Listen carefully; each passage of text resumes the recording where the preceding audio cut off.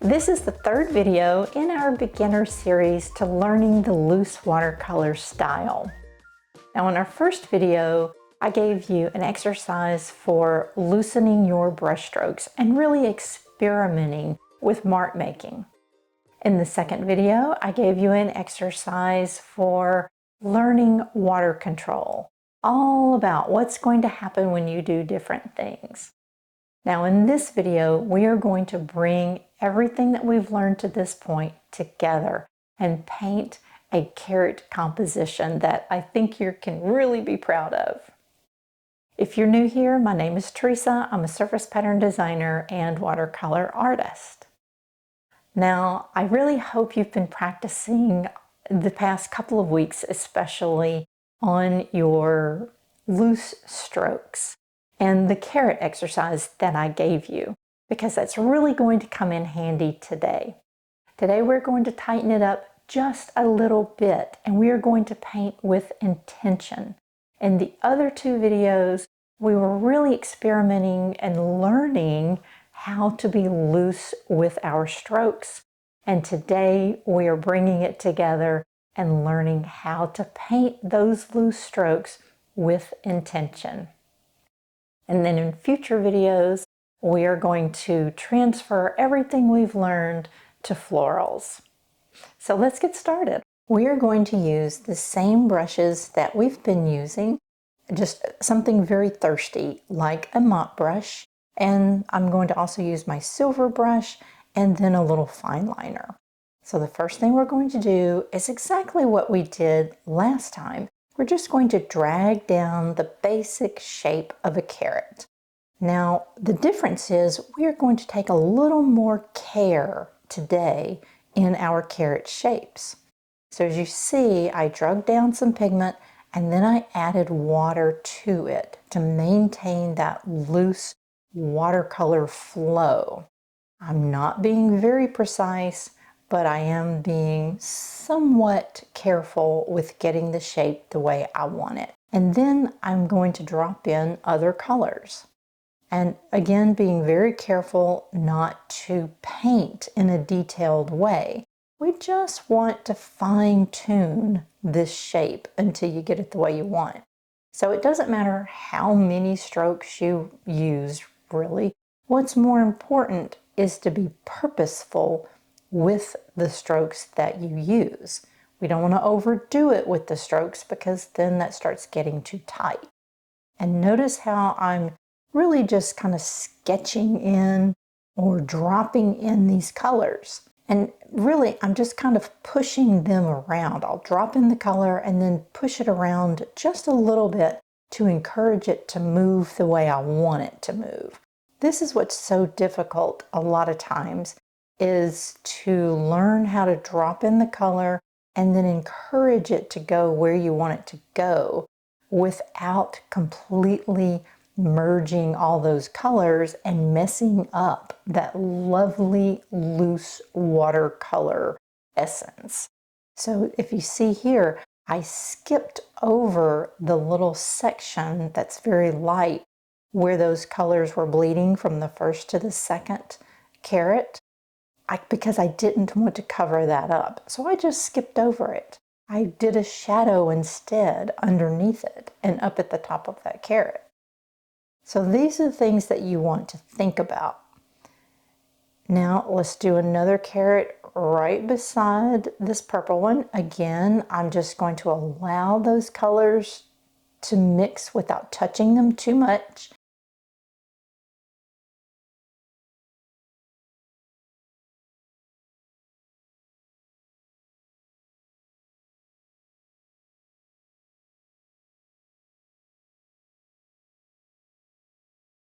And now I'm cleaning some of that pigment out of my brush. I just dipped my brush into some water, and I'm going to add a little water to this right-hand side of the carrot. And see, I'm not even filling the whole thing in. I'm leaving some white space there. All right, let's do another carrot over here on the left side. Again, just cleaning my brush a little bit. And I'm going to let it skim that first one. And I really like doing the wet on wet technique with putting clear water down first and then dropping into it. Especially like the first carrot, I did not do that. I did a wet on dry technique. And then the others I've put water down first. And you can play with it and decide how you want to do it. I do it differently all the time. But switching back and forth between those two can really add some interest to your piece. So now I had a little red. Now I think I'm going to grab just a little bit of red orange, just to give it a little bit of variation. And with loose watercolors, the other thing that really adds to it is if you use multiple colors. Instead of just doing the carrot red, I'm using red and then a red that has orange in it. So they're a little different. That can help you add some shadows too. And then I'm just gonna play around with that, kind of give it a second. We'll add a little brown in here while it's still wet so that that brown can also bleed into those colors a little bit. And we'll just go ahead and add a little bit of brown to all of them, just to help with some shadowing. And see, I'm not overworking it. That's the trick. Usually when people have trouble grasping the loose watercolor style, it's because we're painting too tightly. It's easy to paint in a tight, structured way, and it's really hard to loosen up. So that's why we started with extremely loose. It's easier to go way loose and then gradually tighten up than it is to start tight and try to loosen up. That's just my experience. That's how I learn better, is take it too far. Take it past the point that I want to go and then start tightening it up, because painting tight comes natural. I hope that made sense.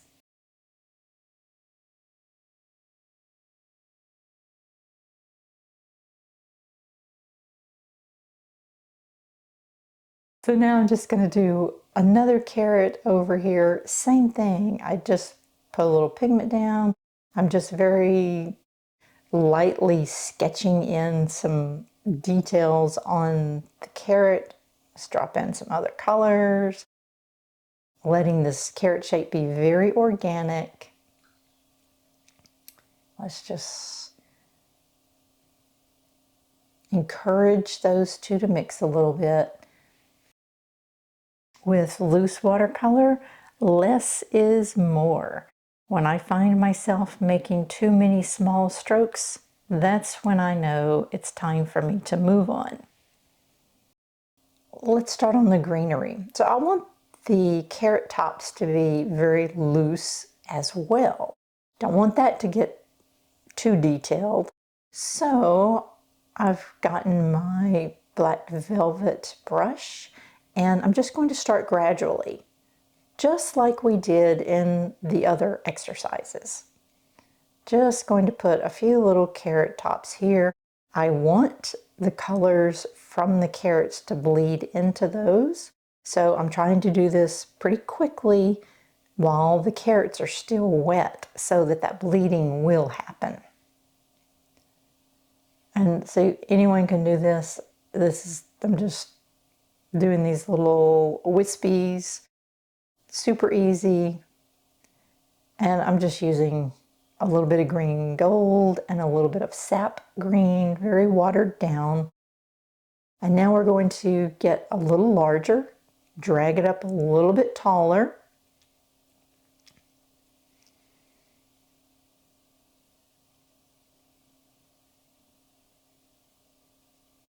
And you can start introducing some more colors if you want.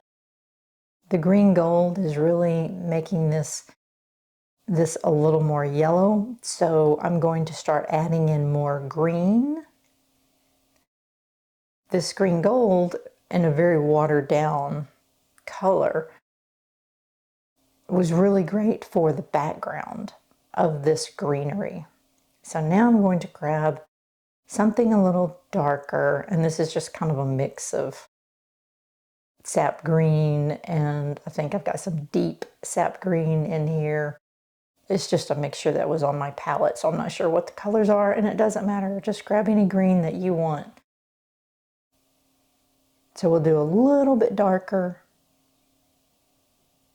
on top, and then we'll come back in a moment with something even darker. Maybe an undersea green, I'm not sure. I'm not sure what I'll grab, but something darker to bring out the shadows.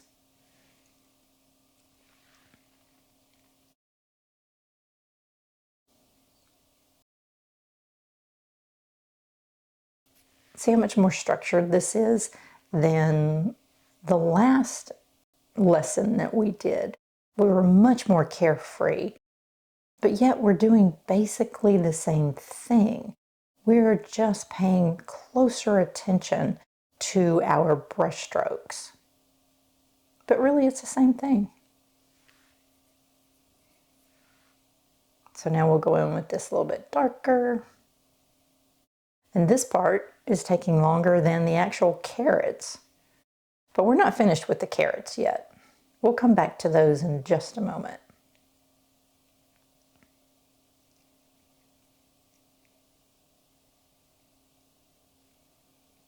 Okay.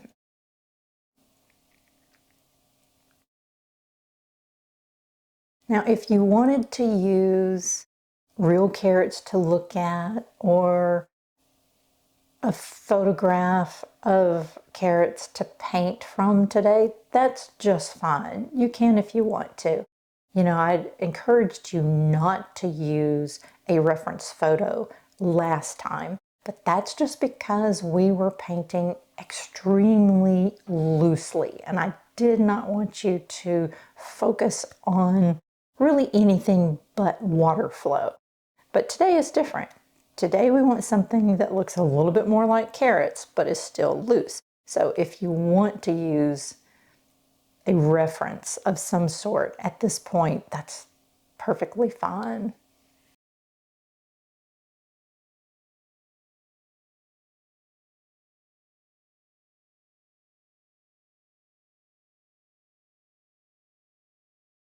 So now I've taken my little fine liner and I'm just going to add a few more little details. Now remember, carrots are cylinder, so you'll want your lines, especially the longer lines, to be curved.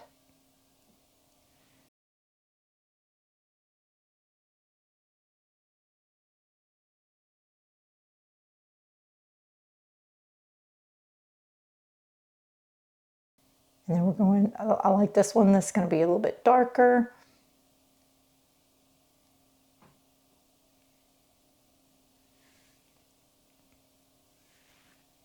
And I probably should not have put that little mark in that very white space, but you know what? There are no mistakes.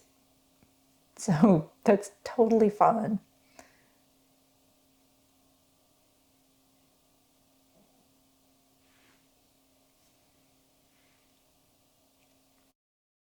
Just a few more.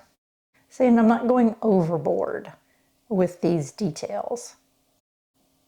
And now I'm using a little bit of a dry brush. And look for little anomalies in your carrots. So when you find a little bend or a dip, try to accentuate that with a little bit darker brown for some shadowing.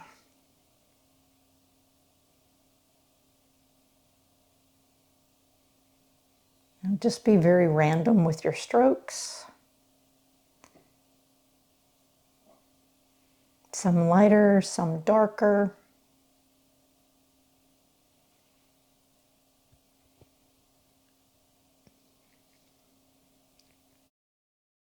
Just think about where some shadows might be on these carrots.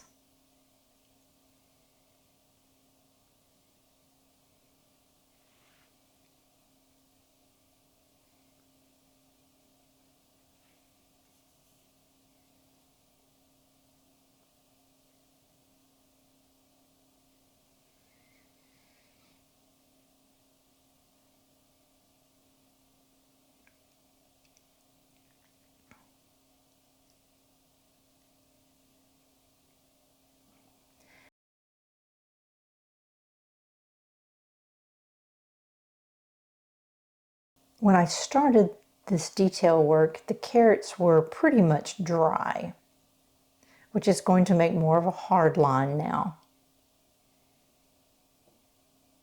And as the brown dries, it might lighten up a little bit. And if it does, and you want to go back and add some more brown on top of it, that's fine. And then I'm going to add some little roots to my carrots, just because I have the space down here on the paper. And that's just one more texture that we can add to our composition here. I'm using a little bit of watered down buff and yellow ochre just to do these little roots.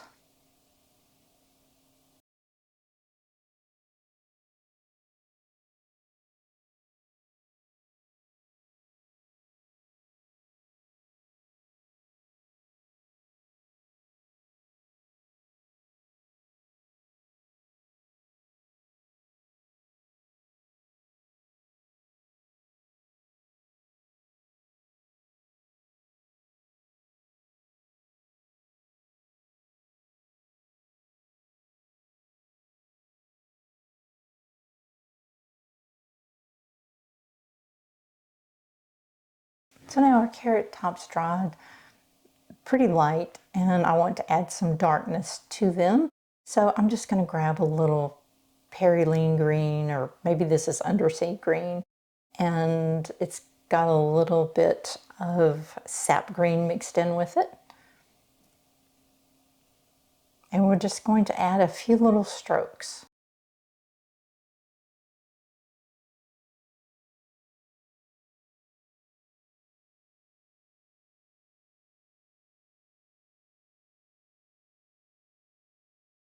Well, I'm pretty satisfied with my carrots today. I'm just going to wrap up here with a few more little brush strokes and then I'll be finished.